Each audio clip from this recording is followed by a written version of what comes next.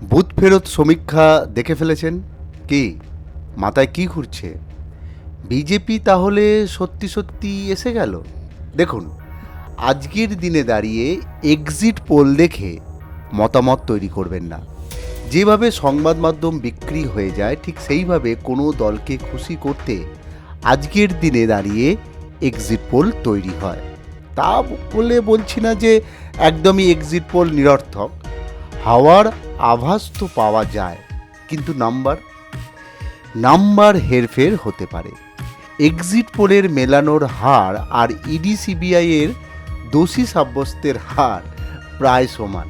যাই হোক, এই 2 দিন ব্যক্তিগতভাবে বিভিন্ন মহলের মানুষের সঙ্গে কথা বলেছি। ট্রেনে বাসে কি কথা হচ্ছে তাতে কান পেতে শুনেছি তারা কি বলছে, এবং পুরোটাই অফ দ্য রেকর্ড। আর অফ দ্য রেকর্ড বলা মানে কিন্তু মন থেকে কথা বলা। আমি চেষ্টা করব তারা যেভাবে ব্যাখ্যা করেছে সেটাকে তুলে ধরার। আমার নিজের কোনো মতামত নেই। প্রথমেই যেটা বলি, ট্রেনে বাসে কি চর্চা হচ্ছে, আমার বিশ্বাস আপনিও সহমত হবেন। ট্রেনে বাসে এখন একটাই কথা শোনা যাচ্ছে, এবারের ভোট খুব ভালো হয়েছে। এসআইআরে 27 লক্ষ ভোটার বাদ যাওয়ায় কমিশনের যে ইমেজ তৈরি হয়েছিল, 2 দফায় ভোটে কার্যত কোনো হিংসা না হওয়ায় বঙ্গবাসী খুশি। এটা দ্বর্থহীন ভাষায় সবাইকে বলতে শুনেছি। এমন ভোট এর আগে দেখিনি। এই ধারণার কিছু অংশ কিন্তু সুইং হতে পারে, কারণ একটাই, কমিশন বিজেপি, এটা তৃণমূল বারবার অভিযোগ তুলেছে। আর কমিশন যদি এইরকম কাজ করে থাকে, সুশাসন কেমন হবে, এর যে ইতিবাচক আভাস রয়েছে, এটা বিজেপির দিকে ঝুঁকতে পারে। এবার রাস্তাঘাটের সাধারণ মানুষের মতামতের কথা বলি। যার সঙ্গে দুদণ্ড কথা বলেছি এবং খুঁচিয়ে তার মনের কথা জানার চেষ্টা করেছি, তাদের অধিকাংশের মত পরিবর্তন চাইছে। বেকারত্ব একটা বড় ইস্যু হয়ে দাঁড়িয়েছে।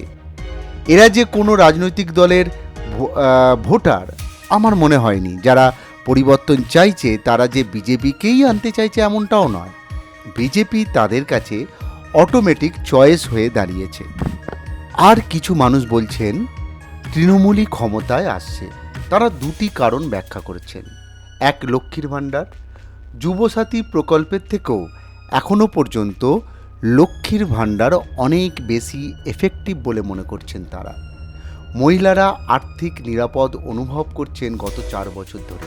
দেখুন, প্রচুর মানুষ আছে যাদের কোনো পেনশন নেই, প্রতি মাসে 1,500 টাকা তাদের অ্যাকাউন্টে ঢুকছে। এটা কার্যত শুধু একটা মহিলা নয়, তার গোটা পরিবারের একটা অভ্যেস তৈরি হয়ে গিয়েছে। মাসে 3-4 তারিখ হলে 1,500 টাকা ঢুকবেই। এই সংখ্যক মানুষ কিন্তু বিপুল, এবং সেই ভোট তৃণমূলের দিকে যাবেই বলে মনে করছে। নেক্সট পয়েন্ট হচ্ছে এসআইআর। আমরা যখন এসআইআর নিয়ে প্রশ্ন করেছি, এখানে কিন্তু তৃণমূল অনেকটাই বেনিফিটেড। শুধু 27 লক্ষ নাম বাদ যাওয়া নয়, পরিবারের একজনও যদি লজিক্যাল ডিসক্রিপেন্সি নামে ভুক্তভোগী হয়, বৃদ্ধ মা বাবাকে লাইনে দাঁড় করান, তার ভোট কোন দিকে যাবে, এটা এখন বড় প্রশ্ন। এবার একটা ইন্টারেস্টিং পয়েন্ট আপনাদের বলি, পুলিশ মহল কি ভাবছে। আমি এক পুলিশ কর্মীর সঙ্গে কথা বলেছি, তিনি কিন্তু বিস্ফোরক কথা বলেন, এবং আমি এটা ধরেই নিচ্ছি যে সেই পুলিশ কর্মীর ব্যক্তিগত মতামত, ওভারঅল পুলিশ মহলের মতামত এটাও আমি বলতে পারবো না। তবে এটা কিন্তু ওই হয় না, ভাত যখন ফোটে একটা চাল টিপলেই বোঝা যায় ভাত হয়েছে কি না, ঠিক সেই রকম।